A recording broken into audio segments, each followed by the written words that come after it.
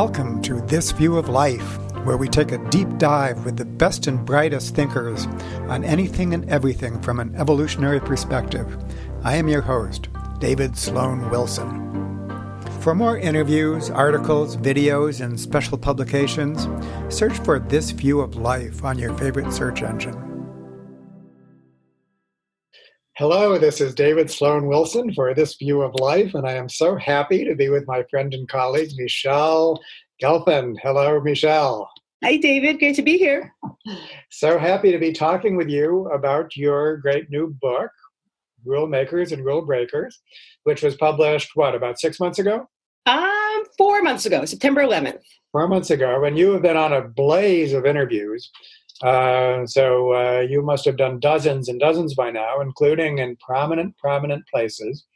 And maybe you could just very briefly introduce to the few people out there who have not already heard about your book, what it's about, but also, what has been the reception to it based on all of these interviews. And then what we're going to do after that, which is going to set our interview apart from all of the others, is that we're going to take a deep dive into the tight-loose continuum from an evolutionary perspective.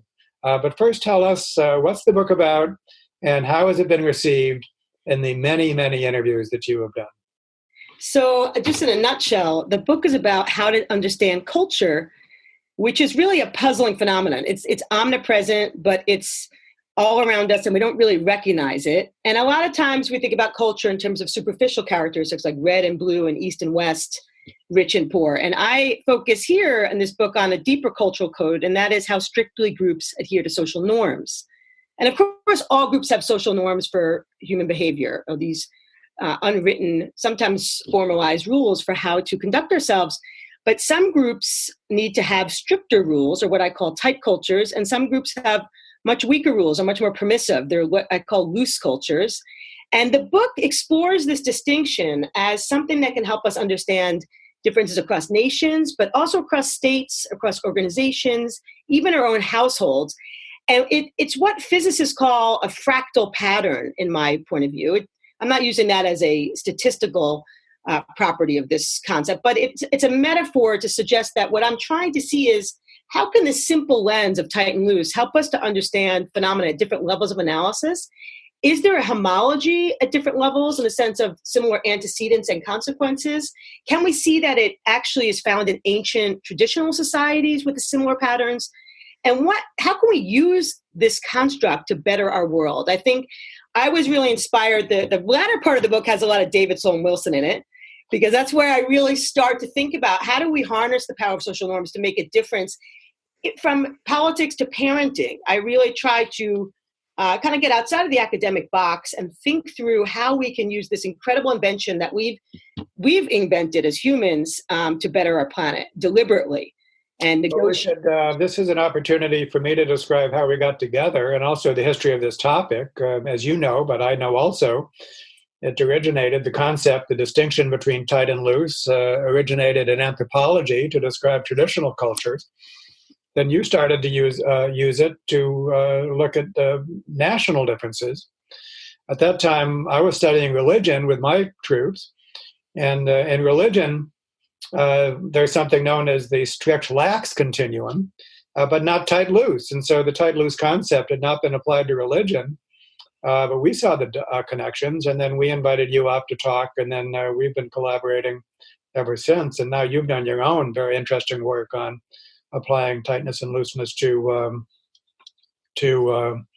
religions. And as you say, once you connect tight and loose to norms, and then norms are absolutely essential for understanding human society from an evolutionary perspective. And so there's a deep evolutionary connection, but one which has only been newly made, in part because we have this kind of weird historical dynamic that cross-cultural psychology has been kind of its own silo compared to evolutionary biology, so on and so forth. And we're dissolving those boundaries with our work and your work. Yeah, and actually I would just say that as a meta-theoretical principle, it works so well, the marriage between evolutionary field, and game theory in particular, and cross-cultural psychology, because my training with Harry Trandis was always about adaptation. I mean, he wasn't using the same language as evolutionary biologists were. But the idea was that groups are responding to some kind of ecological and historical types of challenges, and that not all norms and values are functional, but that there's some connection between ecology and culture. And that was what really attracted me to go work with Harry in Champaign-Urbana. His book in 1972, this analysis of subjective culture, maps out a grand theory that you might say is the really very much close cousins with cultural evolutionary theory. Yeah, and so I think that if you tell us how the book has been received, what I'm betting is that this kind of hidden variable that is everywhere in a fractal way, as you say, everything from families to nations to indigenous cultures, will be new to a lot of people who are thinking in terms of other categories which are overused. That there's some other deeper distinction which lies behind everything, probably is new to many of your audiences. Is that what you find with these interviews? I would say absolutely, and that's what's really exciting. So I've been using this book tour to learn from other people how this applies, this concept, to their content. So I'm using it almost like a sponge to say, okay, how can I get more information on a book tour and learn how people react to it? And I think that's what makes it really exciting, but also challenging. So, for example, you have people in the national security and policy area, of course, everything's about Trump these days, who want to hear about tight, loose, and Trump. And I wrote a Time magazine article about that. You have people who want to know, how does this influence organizational functioning? There's a chapter on organizations, on mergers and acquisitions between tight and loose companies, on the balance in organizations of tight and loose, and what's the most effective. So I have an HBR, or Harvard Business Review paper that came out recently on that topic. And then I also apply it to even things like how to understand social class differences beyond our bank accounts. And so I have a Boston Globe article that came out recently on that. So it's been challenging but exciting, because there's different audiences that find different things interesting, even down to like the moms and pops and understanding, their own tight, loose mindset. And a lot of people just want to know about, how do I think about myself as tight or loose? And so you see foundations to parenting. And also even the internet. I had a recent podcast with Kara Swisher on how the internet, in my opinion, has gotten to be normless and needs to tighten up in a Goldilocks type balance, to take advantage of its efficiencies, its connectivity, the positive things that we have about it, but also to deliberately find ways to tighten norms in that context. So technology is another part of the story here. And also, and that is very exciting, to be able to talk to people who are thinking about the world of the internet, but perhaps not through the lens of social norms. One of the applications that was new for me in your book was class differences as manifested in people that are in the first of their family to attend college, because what that represents basically is an individual that goes from a tight culture, if they're from a working class family, to a loose culture, in other words, college. Maybe you could expand upon that. One example I think would be entertaining for our readers. I think what's fascinating is I think about, culture shock. You clearly expect it if you're going from the U.S. to Japan, or from Germany to Egypt, but you don't think about culture shock affecting people from the working class going into middle class loose institutions. There's been some interesting work on collectivism and how family oriented the working class is, and how that's provides challenges going to university settings. But I also think tight loose is a really important aspect of culture shock for the working class. And we've been studying that. You're living in a world where there's a lot of rules, and you need rules to avoid falling into poverty, in order to deal with dangerous occupations that the working class are more likely to be involved in.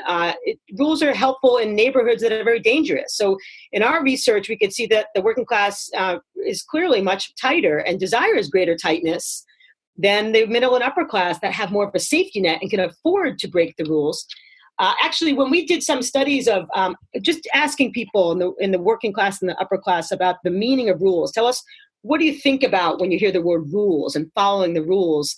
And then we coded this for the valence of what they were talking about. It was really clear that the working class finds rules to be very positive, and it's the upper class that sees them more as a nuisance. And I'll just mention one other aspect of this. We studied 3-year-olds. That's our youngest sample so far. We were drawing inspiration from Tomasello's paradigm, where he brings 3-year-olds into the lab and has them interacting with a norm-violating puppet.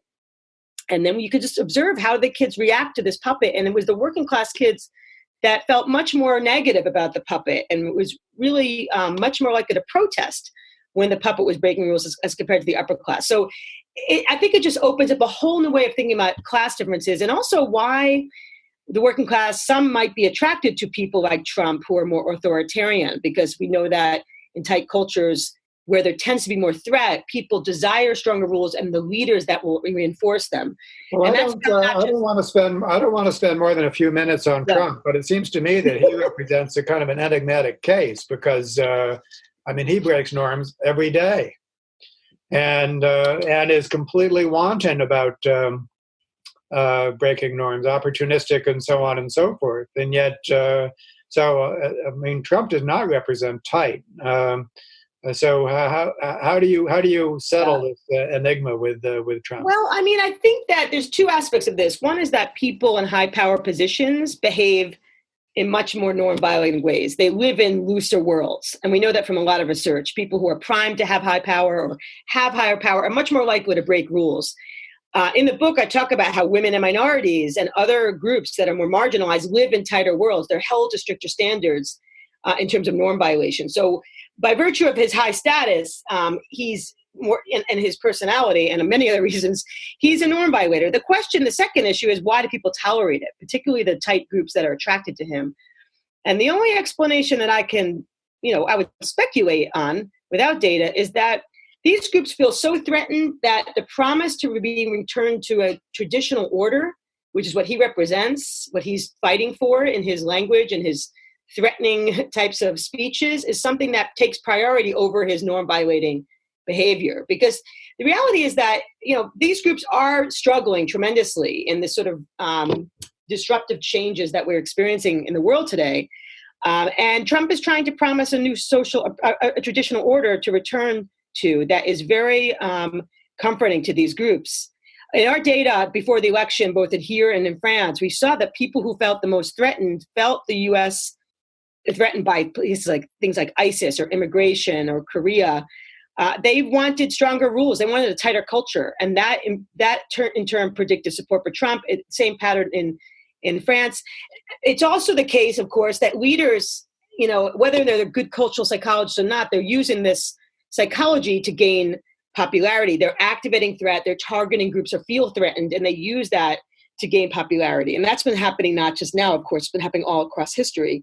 And that's the psychology of tightness, I think. That's just, so there's so many things we can talk about. One thing that I want to address, because it's also very current, is we might say that college is loose, therefore it's unrepresentative, therefore we need to make college more representative. There needs to be kind of more tight elements in college.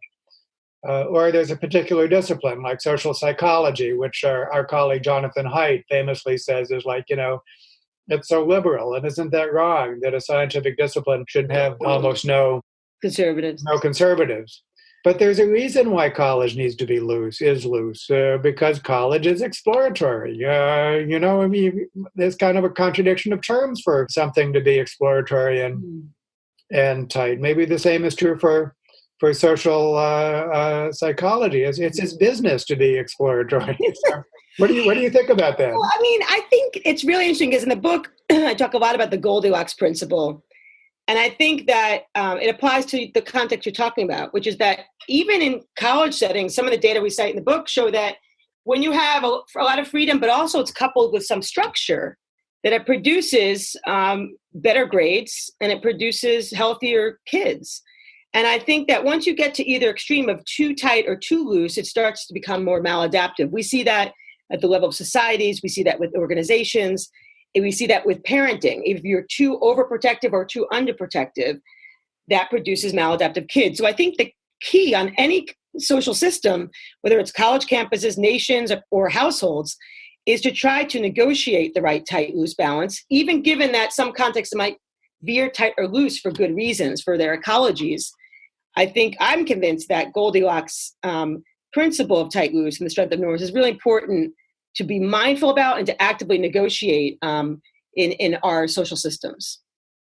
I want to talk about the fractal aspect of this, which is so interesting. So on the one hand, this can be like a psychological state that could be triggered momentarily. Something might happen, and that would cause individuals to swing in a tighter loose direction.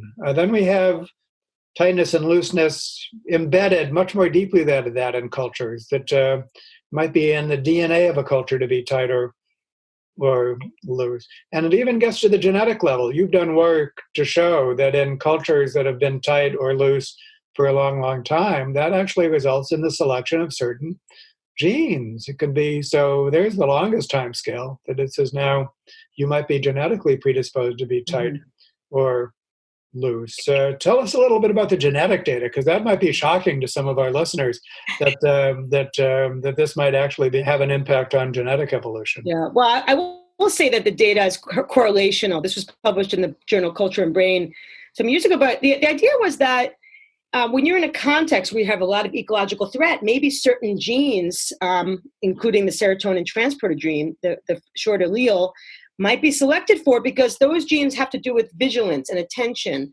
And in those contexts, you need people who are able to deal with threats and be, in a sense, also supporting the strength of norms. And so this paper actually looked at the correlation between ecological threat and the serotonin transporter gene, the short allele, and showed a pretty strong connection, as well as with correlations with tightness. So the model is trying to say, there's some possibility that there is some culture coevolution with this kind of gene. There might be other genes, of course. This is just one gene that we looked at. DRD4 is another candidate I would nominate.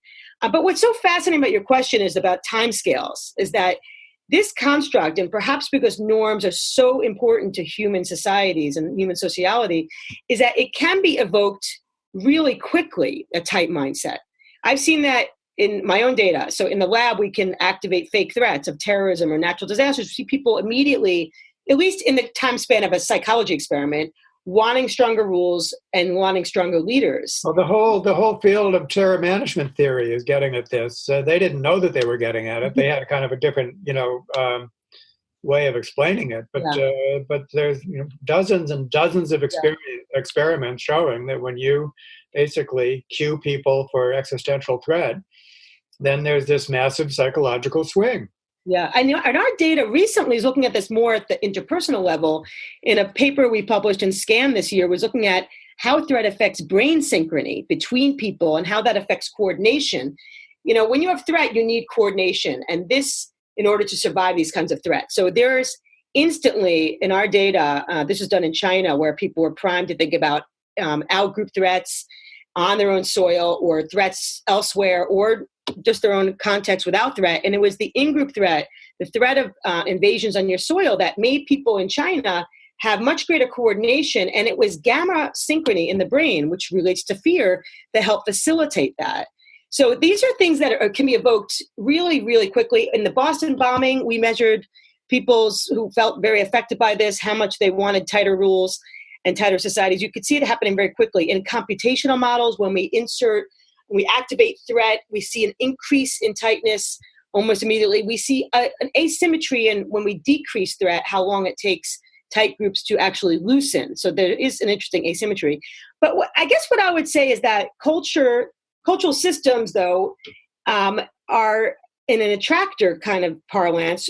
Unless you have constant threat, then we're not going to see this prolonged change in tightness. I think we could see it evoked very quickly.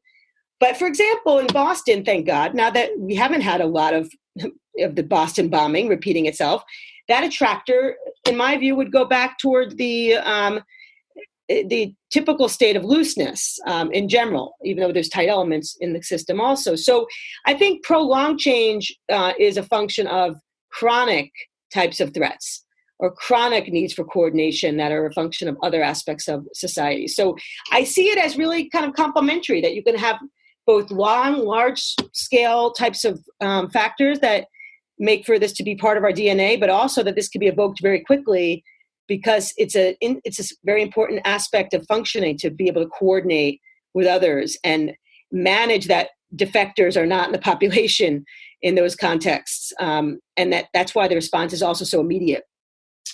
Right. Well, I guess that does get to the big thing I want to describe, which actually has to do with our relationship, because our interaction resulted in an article that I wrote with my colleagues, Harvey Whitehouse and John Landman and others. It was titled "The Nature of Religious Diversity: A Cultural Ecosystem Approach." And in part, it focused on tight-loose, but in part, it was a critique, not just of tight-loose, but the whole concept of an axis of variation, such as from tight to loose, as being helpful in a way, but at the same time obscuring the fact that every culture, if it's well adapted to its environment, is going to be richly contextual. There'll be many contexts.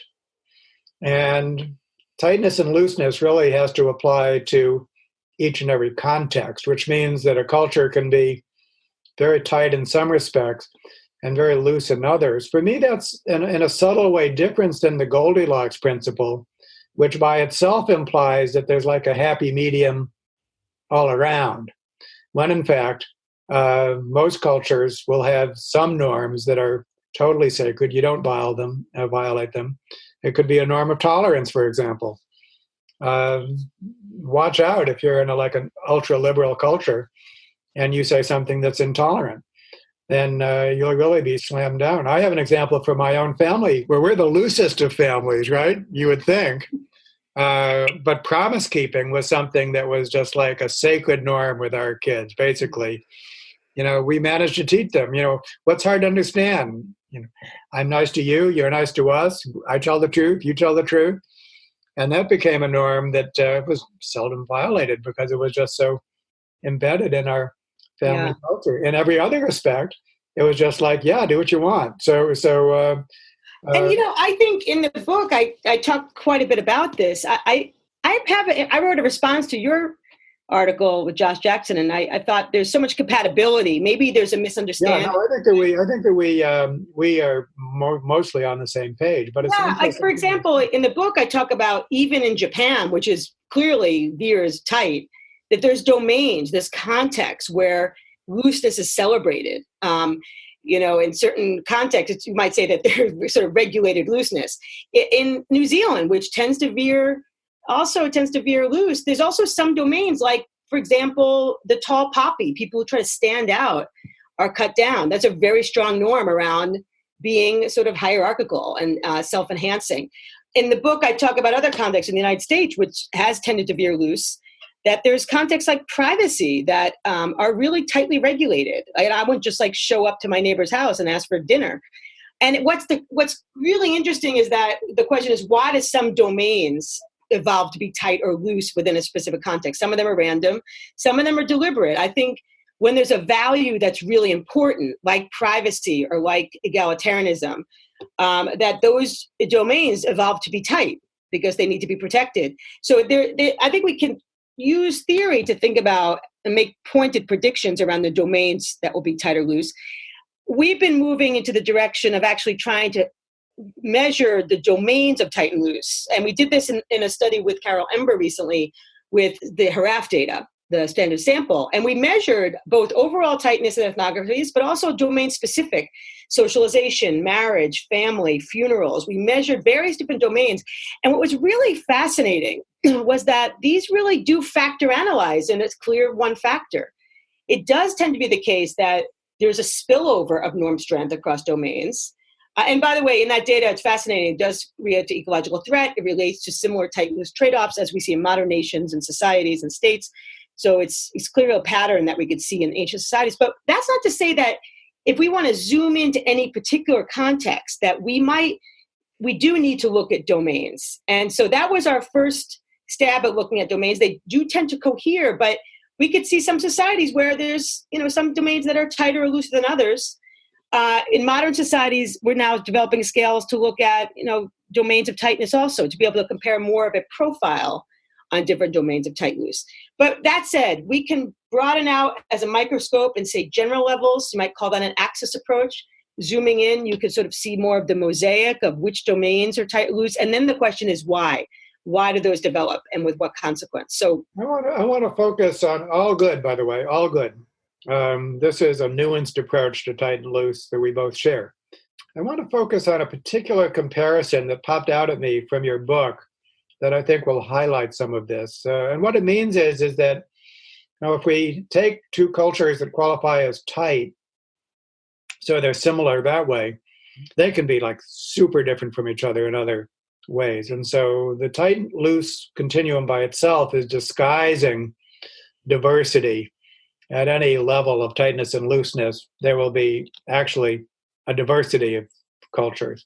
Yeah. And for me, that was brought out by the comparison between Norway, which counts as tight, and Mississippi, which also qualifies as tight.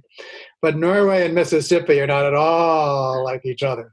And so I just wonder if we could focus on those two cultures a little bit as to say, why do they both qualify as tight? And why are they nevertheless very different from each other? Yeah.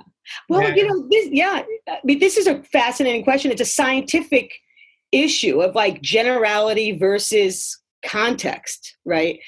What I think tight loose theory does is it tries to broaden out, kind of Mississippi versus Norway. That's fascinating if you want to zoom into context, but it tries to broaden out and say, is there anything about the need for strong norms that's consistent across states or across countries? And that tends to be threat. We can broaden out and have a general theory that misses a lot, but that actually helps us to understand why groups, even if they're very different, desire having strong norms and coordination. Similarly, we can look at trade-offs. Like we can see that, at the national level, there is great openness and creativity in tight country, in loose countries, as around loose states, as there are in loose social classes. They're so different, these contexts, but there's some really important general scientific principle that you can predict that when you have looseness, you're going to have certain other attributes. And again, having less threat and having more mobility and having more diversity produces that at different scales. And I think those parsimonious scientific principles are important in science. And then when we try to really get to the nitty-gritty and we try to zoom in, of course, every context is going to be very different. And that's really super interesting. The domain-specific scale might be able to highlight more of that to see where those differences arise. Not to leave Mississippi and Norway too soon. I think that one important context for strong norms is the preservation of inequality. And so in situations where with extreme inequality, where there is one class which is subjugating another class and needs to keep it that way, then that's one context for strong norms. That's not the only reason that Mississippi is tight, but I think it's one of the reasons. And when you look at the prohibitions, basically, here's a trivial example. I'm a Jack Benny fan, the old comedian, and Jack Benny's manservant was Rochester. And there was an episode on his radio program in which they were actually doing some kind of a boxing match, and Rochester actually hit Jack Benny and floored him, not meaning to, but this was part of the comedic routine. And this set up howls of protest in the South that on a national radio show for a black man to actually hit a white man was not funny. This was just like, whoa, you don't do this. And this became a national conversation. So there's a good example, I think, of a very tight norm, which is designed in this case to preserve inequality.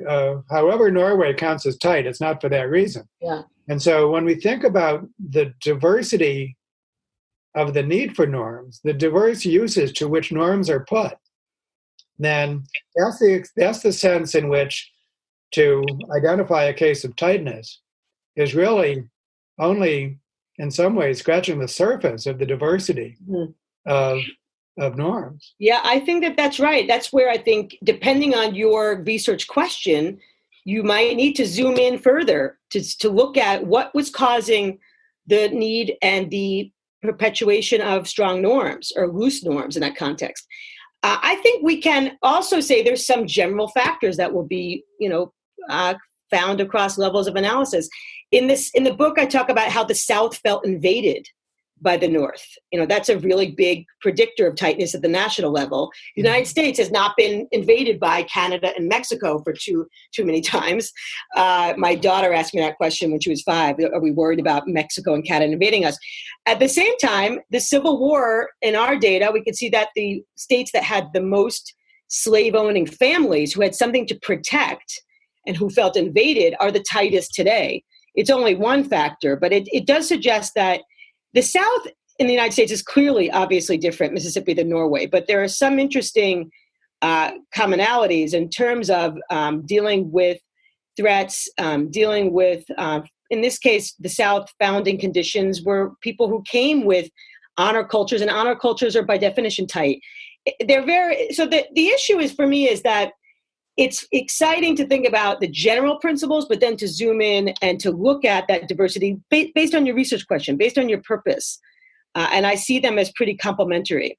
You could say the same thing about families, about organizations. How can we compare, a company that's, tight in this country with a company that's tight in another country? Aren't they totally different? But, they have some commonalities. They have certain types of people who are attracted to them, certain types of practices in terms of discretion versus latitude. They have certain types of leaders who are either independent and autocratic or visionary and collaborative, even though they might have very different, contexts that we could be exploring. They have some general principles about them that make them similar. Yeah, so for me, the bottom line, I suspect for you too, is that if you're encountering a culture, either as an academic or in real life, like you're a businessman wanting to do business with another culture, be prepared for it to be different from your culture, point one. Point two, highly contextual, so that there's no single thing that you can say about it. You need to identify those contexts. Every culture needs to operate in the right way and in different situations, and to at least some extent is adapted to do so. And you have to be that sophisticated about approaching a culture. Yeah, I mean, I think my only point of difference is that I'm not going to surrender to sort of contextual diversity as something that we can't find some commonalities with. I think we can help people to go to Japan to say it's a tight culture, but there's certainly domains that are going to be loose. Same thing with the United States, people coming here. We have a recent paper coming out on expatriation that looks at people who have tighter mindsets actually do fit in better to tighter cultures. So in this sort of personality. There's something kind of syndrome-y about it, basically, that it's not totally context, each context is not totally independent of each other. There's something kind of syndrome-y about it that you might be tight in kind of in some generic way. Yeah. Well, it's interesting. I was mentioning earlier in our conversation that one of the epiphanies I had in the book is how I manage tight and loose in my own household. And, I'm in a middle upper class family, so it tends to veer loose, but we have certain domains that we actively talk about that are tight, and we negotiate this. So at this social system, you can negotiate it, and of course I have to involve Todd, my husband, but he veers a little tighter. And for example, we sort of actively say, look, the domains that are important are how you treat each other, how much you try in school, but when it comes to your sort of sloppiness around the house, like, go for it. That's loose. Not a lot of couples could agree on that. The house is kind of a mess, but it just suggests that, these things are negotiable in smaller systems, especially, and also in organizations. I think organizations that are merging between tight and loose, we found to have really big problems. And part of it is that norms are invisible and we don't start thinking about when we're merging. Let's just take the Amazon and Whole Foods merger that happened recently. They look like a really good match because they complement each other. But then when they merge, they really have a lot of problems because tight cultures like Amazon don't want to give up control, and looser cultures like Whole Foods don't want to give up their discretion and their autonomy. So there's a really big cultural clash deep beneath the surface that can be negotiated ahead of time. And I think that's even one Amazon. I mean, Amazon is both tight and loose, and I've done a little bit of reading on Amazon. They work a lot with teams. Those teams have a lot of autonomy. They're called two pizza teams. They have to be small enough to be fed by two pizzas. They make promises to the organization as to what they're going to deliver, and that has to fit within the culture of the organization, the objectives of the organizations. But how they do it is very loose, very loose. They cut the red tape for that. So there you go. There's an interesting example of both tight and loose. Well, yeah. When I think that's again a terminology problem. Is that when I say tight and loose, I'm not saying that tight groups don't have some loose context or loose groups don't have tight context. But there's no question that Amazon and Whole Foods differed in general on the level of norm strength, even if, they do have some domains that are selectively tight or loose. The key in my mind, and same with places like United, I mentioned earlier, they tend to veer tight. But the issue for them is not over normatizing domains that don't need to be tight because they have a lot of problems. Or Tesla, on the flip side, tends to veer loose, and it needs some structure. So those are things that, I think those are the ways that you negotiate norm strength so you have healthy systems. And many systems do evolve, I think, to have those. But that's not to say they don't have differences in generalized tight loose. Yeah. And I think that one thing you can say about cultural evolution is that part of it is unintentional. I mean, it really is like natural selection. Cultures that vary every which way, and some hang together better than others. Then there's also an intentional component where we really are intentionally trying to design features of cultures. I think there's always been a component of both in all cultures.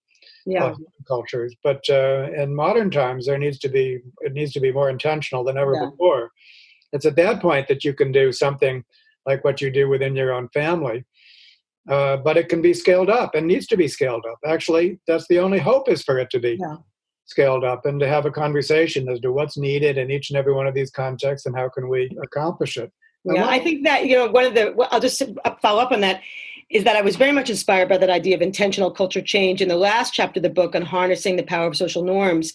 And the idea is just that we need to be mindful of when do we need to loosen norms that have gotten too tight, and when do we need to tighten norms that have gotten too loose. And I use the example of the internet, which is a normless place that has just come about us really quickly, has a lot of advantages, but in my arguments in the book needs to tighten up a bit. It gets a lot of pushback, that idea. My argument is it needs a healthy balance of monitoring and accountability and diversity and openness. Well, we already, Michele, we already have that in cases of many cases on the internet are tightly regulated with respect to reputation, transparency. It's happening bottom up, no question. And even it's happening kind of top down. But I think intentionally thinking about norms and how you can tighten or loosen them as need be is really an exciting thing, I think. That's why cultural evolutionary theory is needed more than ever. I mean, basically, it's the number of people that are thinking the way we are, numbers in the thousands. That's the good news. The bad news is that's a tiny fraction of the worldwide community. And so it's not something in the future. It's something that's in the present for the lucky few. But needs to be greatly expanded.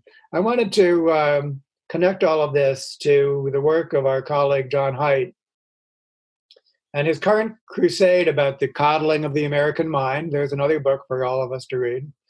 And it seems to me that that thesis that we've been so protective of our children, that would be loose. What would that be loose? Well, in any case, that we're so protective of our children that they're now unprepared for even the mild vicissitudes of life, is only part right. And the other part has to do with tightness and looseness. So here's my way of thinking about the other part, that it seems to me that kind of an implicit assumption of the coddling hypothesis is actually the world is a safe place, and because we've coddled our kids, they're now thinking otherwise. But I think that there's enough genuine threats out there, especially for people with marginalized identity, such as transgendered people, for example. So that this is like genuine existential threat. And if that's the case, then the idea that you could, some speaker might come to campus, for example, and he might be an alt-right speaker and so on and so forth, and isn't it okay for such a person to speak on campus? The answer to that, the legitimate answer to that might be no, for the same reason that you don't joke about weapons when you're going through airport security. You don't do that. And you don't joke about certain things now because we're genuinely threatened. That's the reason, that's part of the reason why people are so upset and traumatized on college campuses, let us say, in addition to the fact that maybe also they've been coddled. But it seems to me that there's two good explanations, not just one. Yeah. Well, yeah, I would agree with that. I mean, it's interesting. And I don't remember when I was in college that we had these huge debates. And, it's been a problem that has been with us for a long time, this problem with having extremely different views, and trying to rectify it with them. So I don't think it's a recent coddling. I think it's been the case for years. Maybe not the 60s, but clearly when I was in college, it's not any different where we would have also been, it would have been hard to debate some of these very morally problematic issues. But I think that, the reality is that, and one thing I think is not discussed enough about this is just the rate of change that people are dealing with and how frightening that is. And also the internet and how on college campuses, I know that talking to a bunch of people, like college kids about this, the feeling is that there's just so much threat to spreading of nasty things on the internet where people are anonymous in these contexts on campuses. I think that the social media element really has to be part of this conversation. And there are on certain campuses where, when you're minorities, like you are worried about being attacked through social media. You're not worried about being attacked in public. You're worried about your reputation being damaged on social media because that's where a lot of people live, where these students live. Let me get your take on two issues, which are discussed on the internet plus more, and represent examples of either norm change or the need for norm change. One is the Me Too movement, so basically sexual bullying, and the other is truth-telling, fake news. Now, in both of these cases, these are things that are not normative, basically. No one ever approved of either one of those things. In the case of sexual harassment, those were more or less in the past were things that people thought, well, we don't approve of them, but we know they happen, and maybe there's a sense in which they've got to happen because boys will be boys, and so it's like that. So they're kind of the imposing strong norms upon that is what's new.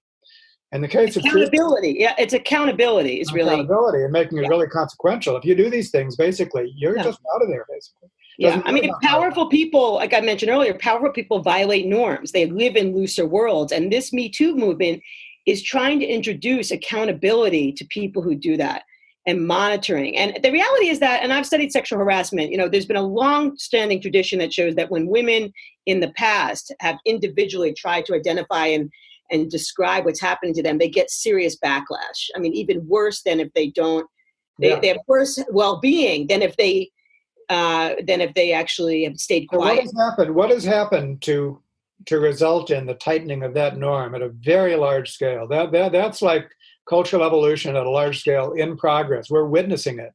Yeah. So how do you interpret that from your own perspective? Well, I mean, I would say maybe I'm hoping that it will be large scale. I think it's been an emergent process of powerful women, people who have status coming out and surviving that process and serving as role models and snowballing other women to start feeling like they can make other people accountable. And then it becomes an emergent process of validation that it's something that's okay to do to make people accountable for their bad behavior.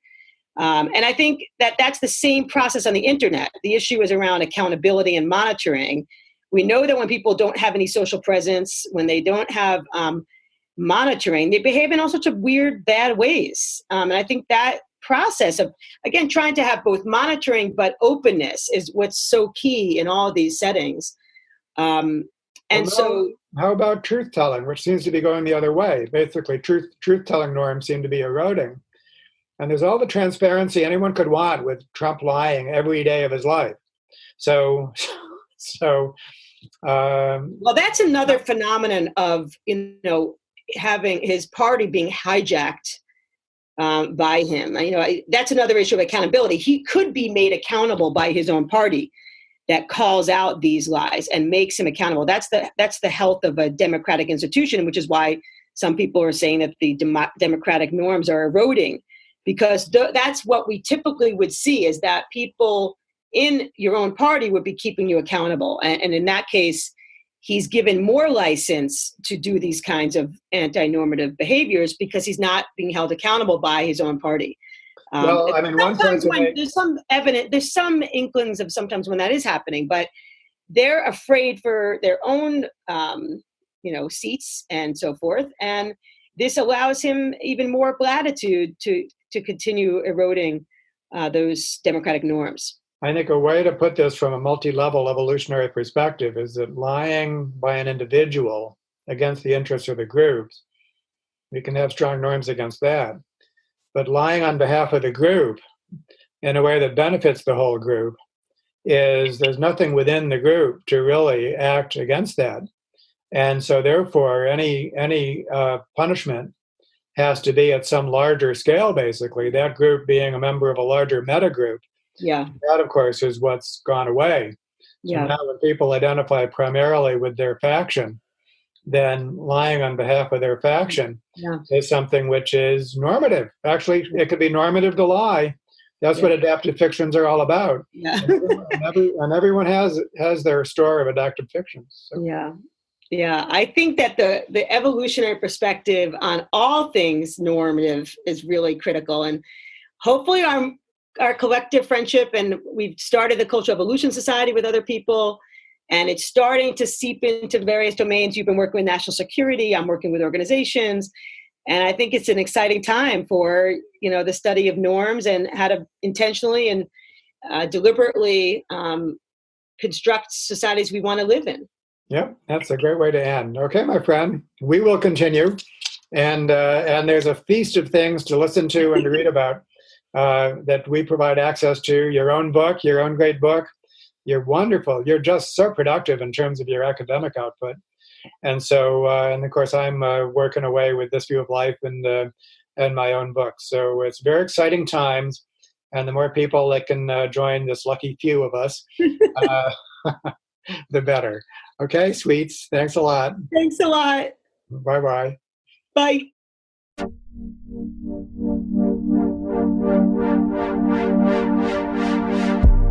Thanks for listening to This View of Life. If you like this podcast, you can subscribe in iTunes, Spotify, or wherever you find your favorite podcasts. Please consider rating it on iTunes and leaving a review to help others find the show. This View of Life is produced by the Evolution Institute, a nonprofit think tank whose mission is to provide science-based solutions for today's most pressing social issues in order to improve the quality of life. Learn more at evolution-institute.org. And if this view of life is important to you, then type TVOL 1000, TVOL 1000, to see how you can join the Darwinian Revolution.